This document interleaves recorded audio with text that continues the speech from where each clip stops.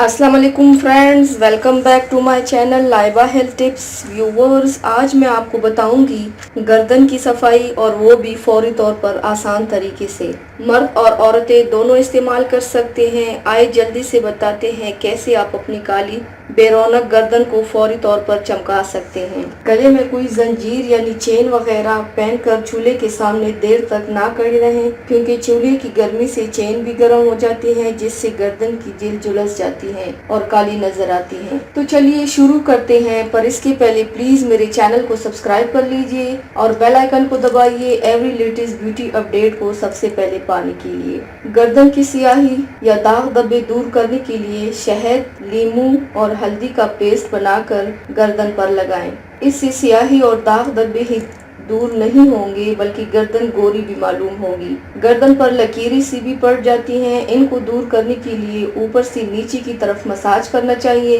यानी टोड़ी से शुरू करें और हल्कूम के नीचे तक मसाज करें। इसके साथ ही कोई अच्छा सा मास्क भी लगाएं। ये बढ़ती हुई उम्र के असरात को गर्दन पर जाहिर नहीं होने देती। बस एक ही दफा में गर्दन चमक जाएगी और मुलायम हो जाएगी।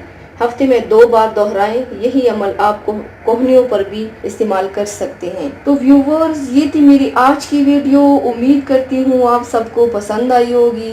मेरे वीडियो को लाइक और शेयर ज़रूर कीजिएगा, मुझे फीडबैक ज़रूर दीजिएगा।